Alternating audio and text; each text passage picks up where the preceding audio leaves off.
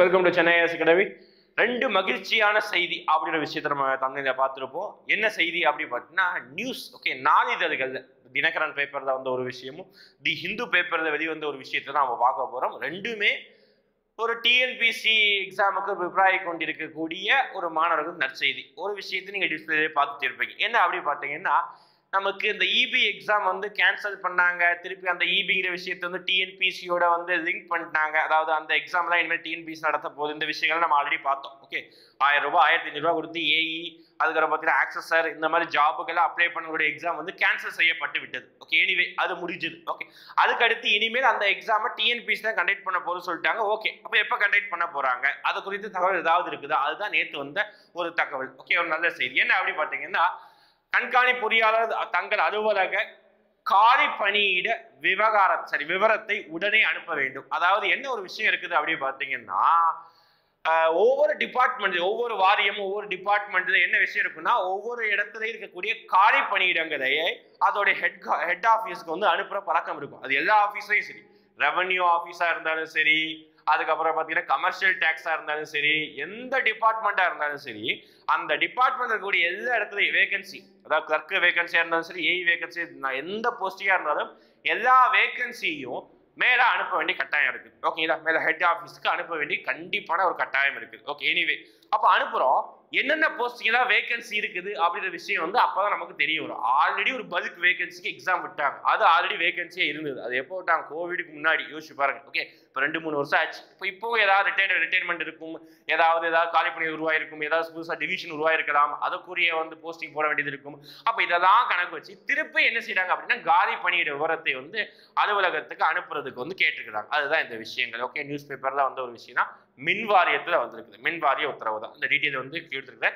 நான் இந்த டீட்டெயில் உங்களுக்கு டெலிகிராம் சேனலை நான் வந்து இமேஜா வந்து சென்ட் பண்றேன். இதுல மேபி தெளிவா இல்லைன்னா டீட்டெயிலா படிக்க ஆசைப்படுறவங்க டெலிகிராம் சேனலை நான் அனுப்புறேன். இது ஒரு மகிழ்ச்சியான செய்தி. கண்டிப்பா நமக்கு மகிழ்ச்சியான செய்தி தான். ஏன் அப்படின்னா, ஏஇ எக்ஸாமுக்கு இன்ஜினியரிங் படிச்ச எல்லா பசங்களும் அப்ளை பண்ற மாதிரி இருக்கும். அதை தாண்டி ஆக்சஸர் ஜாபுக்கு சாதாரணமா டிகிரி படிச்சவங்களும், மேபி அது சயின்ஸ் டிகிரி படிச்சவங்க தாராளமா அப்ளை பண்ற அளவுக்கு அது ஒரு எக்ஸாம். நல்ல எக்ஸாம், நல்ல ஒரு வேகன்சி கூட. இப்படி நம்ம ஒரு குரூப் 4 கிட்டத்தட்ட ஒரு பாதிக்கு அளவுக்கு வேகன்சி அளவுக்கு நம்ம அதுல எதிர்பார்க்கிறோம். ஓகேங்களா, நல்ல ஒரு எக்ஸாம் பார்க்கலாம். ஓகே, இது ஒரு நல்ல ஒரு மகிழ்ச்சியான செய்தி. அடுத்து என்ன மகிழ்ச்சியான செய்தி அப்படி பார்த்தீங்கன்னா, திருப்பி அதே விஷயம் தான். என்ன அப்படின்னா, டிஎன்பிசியிலிருந்து எல்லா காலி பணியிடத்தையும் டிஎன்பிசி தான் இனிமேல் வந்து நிரப்பணும் அப்படிங்கிற ஒரு விஷயம் தான் திருப்பி சொல்ல வராங்க.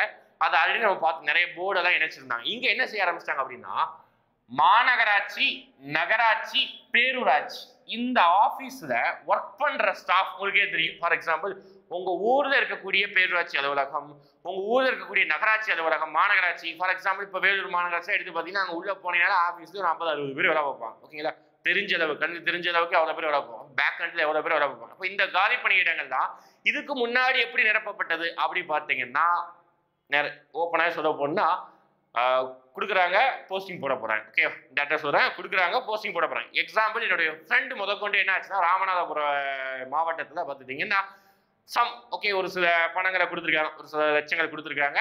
அதன் அடிப்படையில்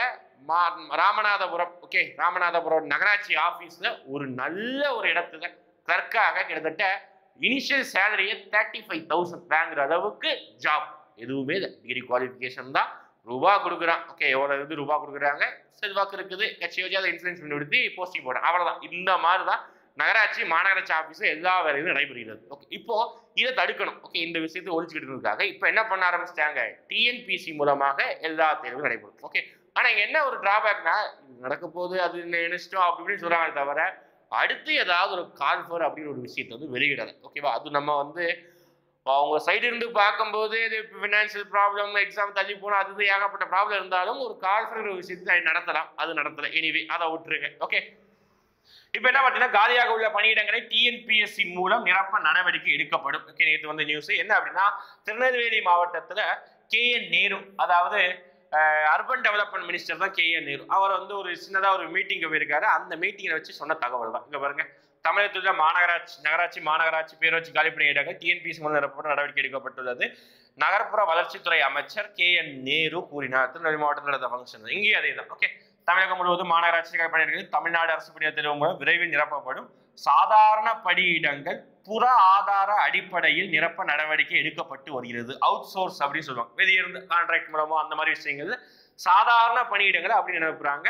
மேற்படி கிளார்க் இந்த மாதிரி பணியிடங்களை எதன் மூலமா டிஎன்பிசி மூலமா நிரப்பலாம். ஓகே, அது குரூப் 2 குரூப் 4க்குள்ள ஆட் ஆக போதா, எப்படி ஆட் ஆக போறது நம்ம வந்து அடுத்தடுத்த வருடங்கள்ல பார்க்கலாம். ஓகேங்களா? எனிவே எக்ஸாம் இருக்குது, காலி பணியிடம் இருக்குது, எல்லாமே நம்ம கன்ஃபார்ம் ஆயிடுச்சு. ஆனா எக்ஸாம் வரும், அது எப்படி நடக்க போகுது, இந்த விஷயங்கள் மட்டும்தான் கொஞ்சம் லேகா இருக்குது. அவங்களுடைய டிஎன்பிசியில் ப்ராசஸ் கொஞ்சம் லேக் ஆகுது. இவ்வளவுதான் தவிர வேற இன்னும் நமக்கு வந்து வாய்ப்புகள் இல்லாமல் இல்லை. வாய்ப்புகள் நிறைய இருக்குது. அதை பயன்படுத்துறீங்களா, பயன்படுத்துறையா? ஓகே, இந்த கெரியரை விட்டுட்டு நம்ம வேற எங்கேயாவது போகிற முடிவு எடுக்கிறோமா, இது இந்த மாதிரி விஷயங்கள் மட்டும் தான் நீங்க பார்க்கணும். தவிர படிக்காம விட்டுட்டு போகக்கூடாது. கண்டினியூஸா படிக்கும். ஓகேங்களா? தேங்க்யூ. இந்த இமேஜ் வந்து நம்மளுடைய டெலிகிராம் சேனல் இருக்குது, அதை கொஞ்சம் ஃபாலோ பண்ணிக்கோங்க. ஓகேங்களா? தேங்க்யூ.